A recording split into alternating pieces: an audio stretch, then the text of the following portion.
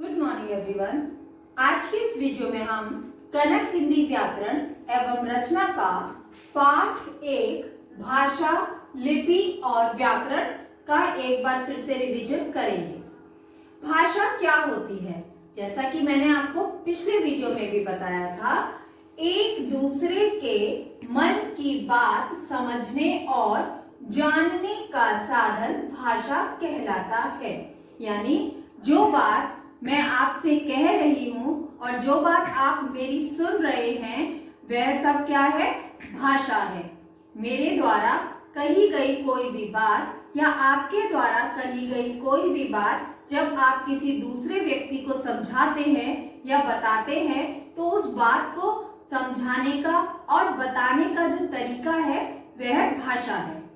हमारी भाषा के 2 रूप हैं, लिखित और मौखिक।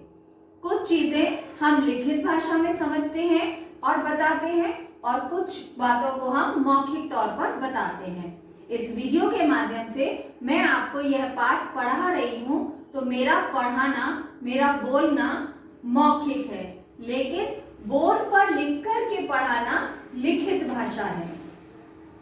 यानी यहाँ पे जो लिखा हुआ आप पढ़ रहे हैं यह लिखित भाषा का एक उदाहरण है और जो मैं बोलकर आपको समझा रही हूँ वह भाषा का मौखिक रूप है।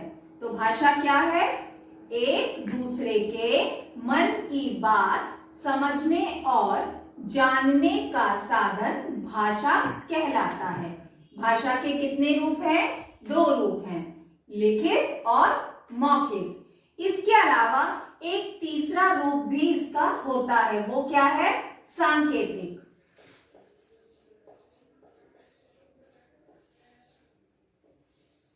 सांकेतिक। अब आप सोचेंगे सांकेतिक क्या है?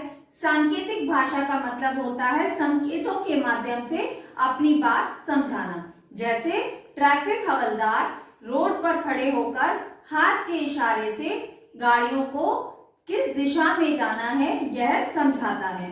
तो जो चीजें हम इशारे से समझाते हैं, संकेतों के माध्यम से समझाते हैं, वह सांकेतिक भाषा होती है। यह आमतौर पर सभी के लिए नहीं होता, कहीं कहीं इस भाषा का प्रयोग किया जाता है। और वैसे हम लोग किस भाषा का प्रयोग करते हैं? लिखित और मौखिक।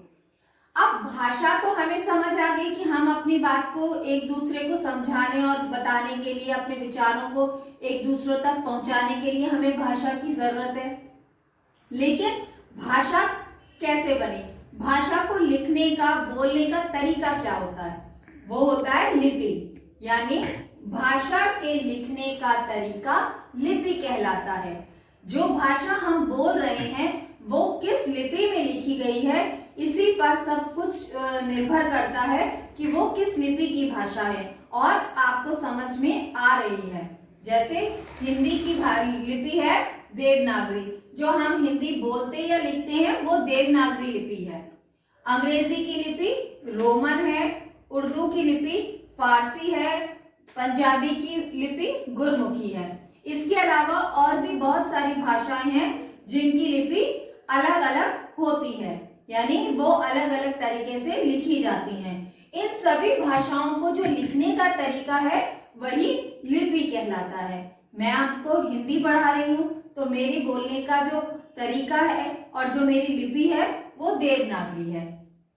इंग्लिश के पीरियड में आप इंग्लिश पढ़ते हैं, अंग्रेजी पढ़ते हैं, तो जब मैम आपको इंग्लिश पढ़ाती हैं तो वो रोमन लिपि में पढ़ाती हैं। तो इसी प्रकार भाषा को लिखने का तरीका क्या कहलाता है? लिपि कहलाता है। अब व्याकरण। व्याकरण क्या है? व्याकरण भाषा को शुद्ध रूप में बोलना, लिखना और पढ़ना सिखाता है। व्याकरण क्या करता है? व्याकरण भाषा को शुद्ध रूप में बोलना, लिखना व पढ़ना सिखाता है। यानी जो बात हम बोल रहे हैं या हम पढ़ रहे हैं वह सही लिखा है या नहीं, या सही बोला जा रहा है या नहीं, यह हमें किसके माध्यम से पता चलता है? व्याकरण के माध्यम से। जैसे राम स्कूल जाती है, राम स्कूल जाती है, यह वाक्य पढ़ने में ठीक नहीं लग रहा। दूसरा वाक्य लिखा है राम स्कूल जाता है और ये वाक्य पढ़ने में ठीक लग रहा है। तो ये वाला वाक्य पहला वाला गलत है। यह हमें कैसे पता चला?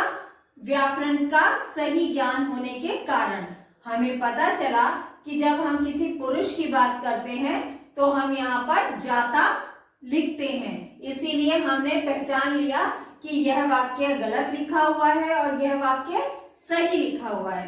ठीक उसी प्रकार चिड़िया आकाश में उड़ता है, यह वाक्य पढ़ने पर हमें तुरंत समझ आ रहा है कि इसमें कुछ गलती है। वहीं दूसरा वाक्य लिखा है चिड़िया आकाश में उड़ती है।